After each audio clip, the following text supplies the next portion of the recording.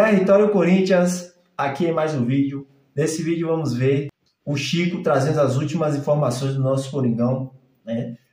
Já deixa seu like, se inscreve no canal, ativa as notificações para não perder nada. Vídeos todos os dias. Tamo junto, até a próxima. Fala pessoal, tudo bem com vocês? A voz ainda não tá 100%, mas bora falar do Timão nessa semana em que inicia a data FIFA, folga da rapaziada, mas temos coisas a debater ainda. Por exemplo, mais uma lesão e nem a data FIFA será capaz de recuperar. A gente vai falar sobre isso. Tem também a volta de Rodrigo Garro, pelo menos uma boa notícia.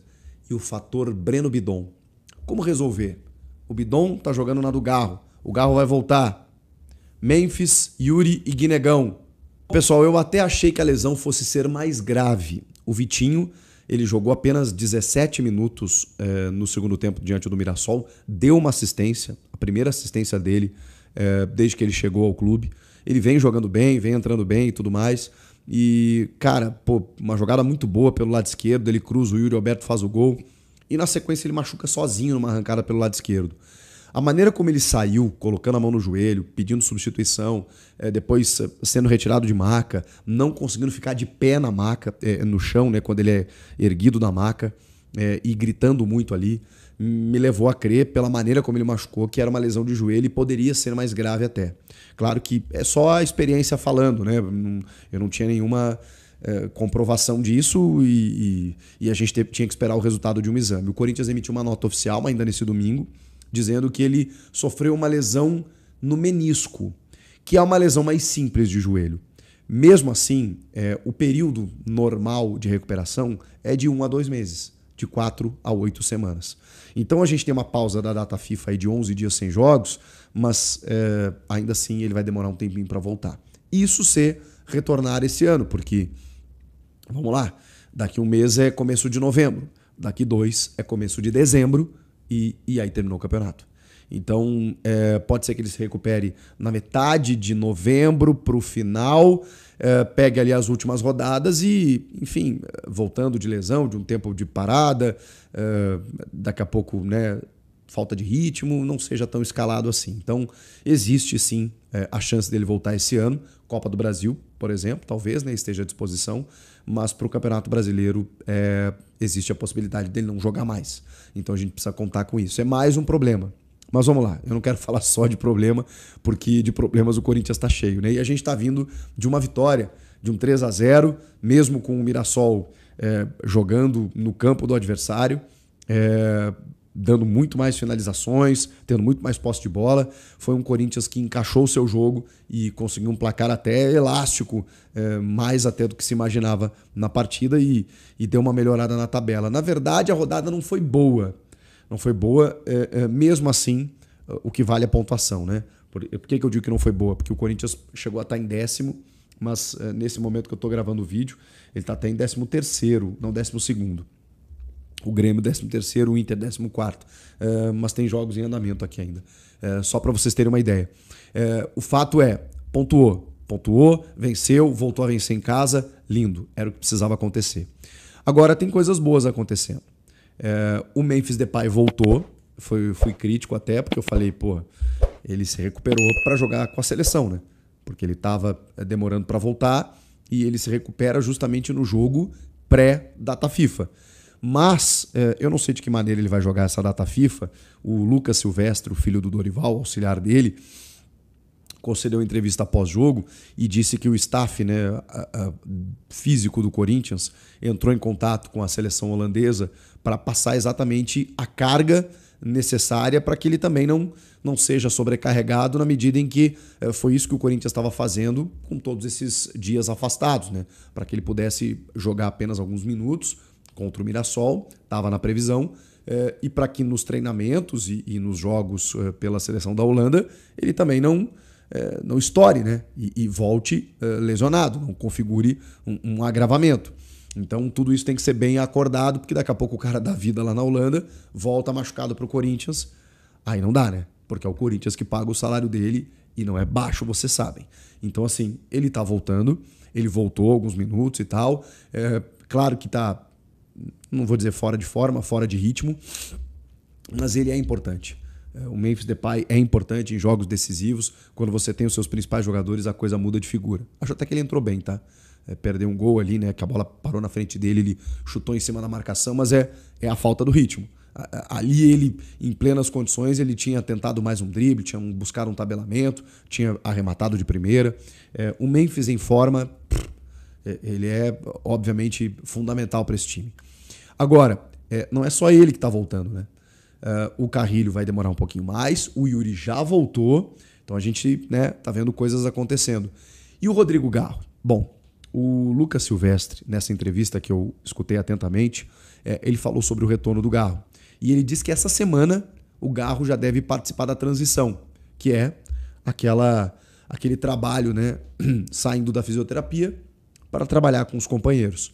Então, assim, gente, imagino eu que contra o Santos ele esteja à disposição. Talvez não para começar o jogo, para ganhar alguns minutos, e tomara que haja um controle de carga e uma cautela, né, para o Garro voltar aos pouquinhos nesse seu retorno. Até porque existe um fator que a gente não pode desconsiderar, que é o fator Breno Bidon. O Bidon finalmente foi escalado como meia. Um jogador que cresceu muito, evoluiu muito e que finalmente assumiu essa condição de um meia armador na ausência do Rodrigo Garro. E ele tem jogado muita bola. Falta ainda o arremate, eu sei que é uma cobrança da Fiel e dos analistas, né? Do entendimento da característica e da capacidade que ele tem. Ele pode arrematar mais, ele pode ser mais ousado, mas ele melhorou até nisso. Ele já está um pouquinho mais arriscando um passe mais perigoso, mais ousado. O Bidon está crescendo demais. O Lucas entende, inclusive, que se ele continuar jogando isso, o potencial dele é para a seleção. E eu concordo. Eu acho o Breno Bidon absolutamente diferenciado. Ele tem muito talento. Ele pecava em muitas coisas, como no aspecto físico em disputa de bola, num setor que às vezes ele, atuando de segundo homem, na marcação, às vezes deixava a desejar, mas quando ele é alçado a uma condição de um terceiro homem, aí você explora aquilo que ele tem de melhor, que é justamente essa capacidade técnica que ele tem de ver o jogo e de daqui a pouco pifar companheiros, de buscar um passe entre linhas, de mapear o jogo. O Breno Bidon é maravilhoso nesse sentido.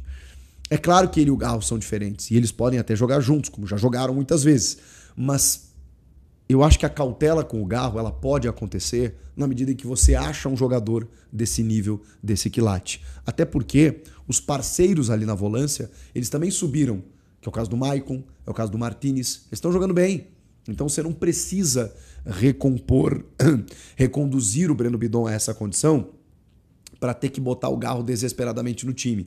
É óbvio que o Garro é titular e que o Garro é imprescindível, mas eu estou colocando numa condição de que calma com o Garro, cuidem do Garro, deixa ele entrar, jogar alguns minutos, sentiu, preserva, volta, dá um jogo para ele, dá 2 jogos, descansa o terceiro. É isso, eu acho que isso precisa acontecer. E aproveita que o Bidon está nesse momento, nessa fase em ascensão, para poder fazer isso com calma. Ali na frente, nas semifinais da Copa do Brasil, o importante é ter todo mundo. É ter o Memphis, ter o Yuri, ter o Garro, ter o Bidon, quem sabe o Carrilho, é ter todo mundo bem. Porque aí, com força máxima, o Corinthians vai ter muita capacidade de jogar contra o Cruzeiro, eu acho. Se o Corinthians estiver na sua melhor força, o páreo vai ser duro. A gente pode colocar o Cruzeiro como favorito pelas peças que tem, mas eu acho que dá jogo. Dá jogo, especialmente se você tiver aquilo, né, que você tem de melhor, que no caso são esses jogadores titulares. Enfim, o Lucas também fez questão de valorizar a categoria de base e os meninos que vêm entrando. E aí a gente precisa falar do André, né? Que fez o seu primeiro gol, que desarma no terceiro gol, né? Na origem e toca para o Yuri e pisa na área para concluir. E é um menino que merece mais oportunidades. E aí eu preciso destacar também o trabalho da comissão técnica do Dorival. Porque aí nesse trabalho tem o Breno Bidon se destacando, você tem o Guinegão aparecendo, você tem o André Luiz entrando no time, você tem o Kaique tendo mais minutagem, enfim, até menos do que eu gostaria, mas foi um jogador que também apareceu. Estou esquecendo de alguém. Claro, tem mais jovens entrando, né? O próprio Dieguinho, enfim. Mas esses especificamente que eu citei são jogadores recuperados e lançados por essa comissão. Então, isso tem que destacar, tem que valorizar. No momento em que todo mundo começou a se machucar, eles buscaram soluções. Os resultados, por vez ou outra, não apareceram. A postura do time foi condenável em alguns jogos, como contra o Sport, por exemplo. Sim, mas o saldo me parece positivo nesse sentido, nesse momento.